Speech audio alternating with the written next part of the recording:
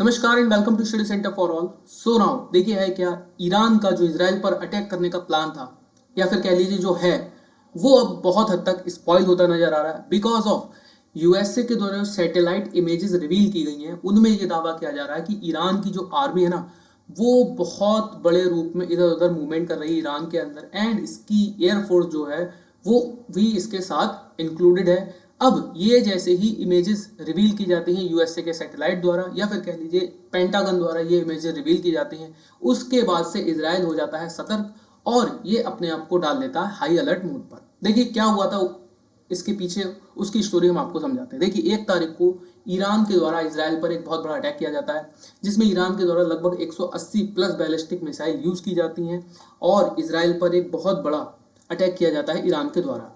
इसके बाद से ही इसराइल के जो प्रधानमंत्री हैं बेंजामिन नेतन्याहू, उनके द्वारा डायरेक्टली थ्रेट किया जाता है ईरान के लिए कि भाई अब हम आपकी न्यूक्लियर साइट्स एंड जो आपके ऑयल रिफाइनरीज हैं उनको अटैक करेंगे। बट हमने किस तरीके से देखा कि बाइडेन द्वारा बहुत ज़्यादा दबाव बनाया गया इसराइल के ऊपर कि भाई आप इस तरीके का हमला मत कीजिए, उनकी जो न्यूक्लियर साइट्स हैं या फिर कह लीजिए कि ऑयल रिफाइनरी फील्ड्स हैं उन पर हमला मत कीजिए। अगर आप ऐसा करते हैं तो इससे इकोनॉमी का ऑर्डर बिगड़ेगा, है ना, पूरे विश्व में इकोनॉमी पूर्ण रूप से बिगड़ जाएगी, ये कहना था बाइडेन का। और हमने किस तरीके से देखा, बाइडेन इस चीज में सफल भी हुए, इन्होंने इसराइल को रोका और उसके बाद 26 दिन बाद लगभग 26 अक्टूबर को इसराइल के द्वारा एक एयर स्ट्राइक की जाती है ईरान के ऊपर। ठीक है, उसके बाद से ही ईरान द्वारा थ्रेट किया जा रहा है इसराइल को कि भाई हम आप पर अब एक बहुत बड़ा अटैक करेंगे। जो इनके सुप्रीम लीडर है ईरान के अयातुल्ला खामेनी, इनके द्वारा तो इस तरीके के बयान भी दिए गए कि हम एक टूथ ब्रेकिंग रिस्पांस देंगे इसराइल के लिए। ठीक है, उसके बाद से इसराइल हाई अलर्ट मोड पर है।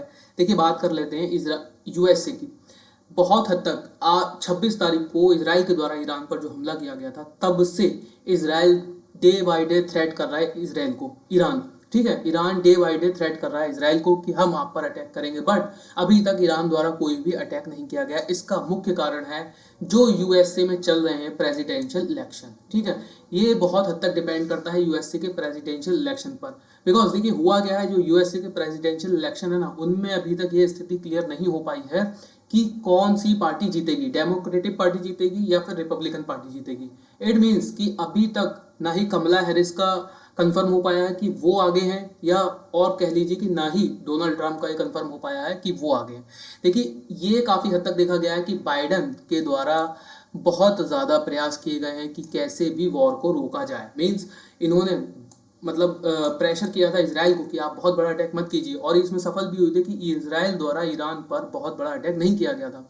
बट देखिए रिसेंटली होता क्या है, जब हमने अभी पिछली वीडियो कवर की थी उसमें हमने देखा था कि किस तरीके से जब यूएसए की जो इमेजेस सैटेलाइट इमेजेस है वो वायरल हुई थी, उसके बाद युद्ध रोकने के लिए ही अमेरिका द्वारा B-52 बॉम्बर डिप्लॉय किया गया था कतर के अंदर मिडिल ईस्ट में। ठीक है, ये लास्ट वीडियो में हमने अपने कवर किया था। तो ये इस चीज से ये देखा जा सकता है कि बाइडेन वॉर की तरफ झुके हुए नहीं है। बट देखिए मैं ऐसा क्यों कह रहा हूँ कि ये वॉर काफी हद तक डिपेंड करेगा यूएसए की जो प्रेसिडेंशियल इलेक्शन है उन पर। अगर देखिए ट्रंप सरकार में आते हैं यूएसए के अंदर, इट मीन्स कि वॉर ये और भी बढ़ेगा, क्योंकि जिस तरीके से ईरान ने जब इसराइल पर एक हमला किया था 1 अक्टूबर को, उसके बाद से ही जब इसराइल ने कहा था कि हम इनकी ऑयल रिफाइनरीज और जो इनके न्यूक्लियर साइट्स हैं उन पर अटैक करेंगे, उसका समर्थन बाइडेन के द्वारा नहीं किया गया था। बट ट्रंप कंटिन्यू ऐसे बयान दे रहे थे कि भाई आप इनकी न्यूक्लियर साइट्स और इनके जो ऑयल जो रिफाइनरीज हैं उन पर अटैक कीजिए। इसी चीज से बहुत हद तक डरा हुआ है ईरान कि अगर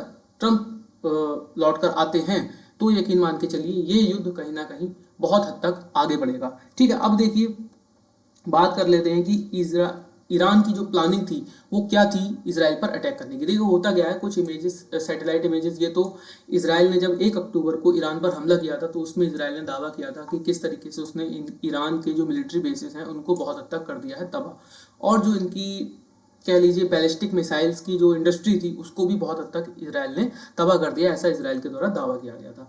बट देखिए है क्या, ईरान के द्वारा अपनी मिलिट्री को पूरी तरीके से कर लिया गया है तैयार। ये जो यूएसए की रिपोर्ट है उसमें यह कहा गया है कि ईरान की जो मिलिट्री है उसकी बहुत हद तक मूवमेंट देखी जा रही है यहाँ वहाँ। ठीक है, और इनकी जो एयरफोर्स है उसको भी काफी हद तक मूव करते हुए देखा गया है जो सैटेलाइट इमेजेस रिवील हुई हैं। ठीक है, उसमें तो यही दावा किया जा रहा है कि ईरान द्वारा एक बहुत बड़े अटैक की तैयारी की जा रही है इसराइल पर।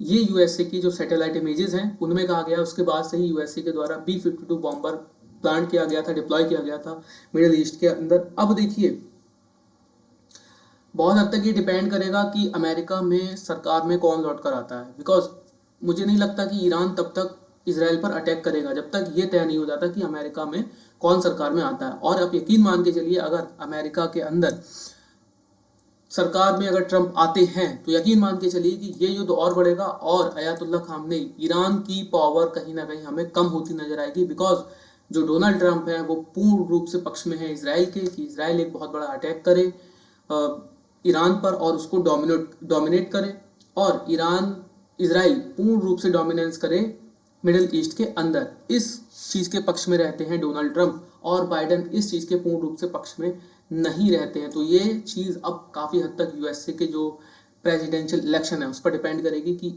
ईरान इसराइल पर अटैक करेगा या नहीं करेगा। तो आज की वीडियो में इतना ही था, मिलते हैं नेक्स्ट वीडियो में। तो अभी के लिए धन्यवाद।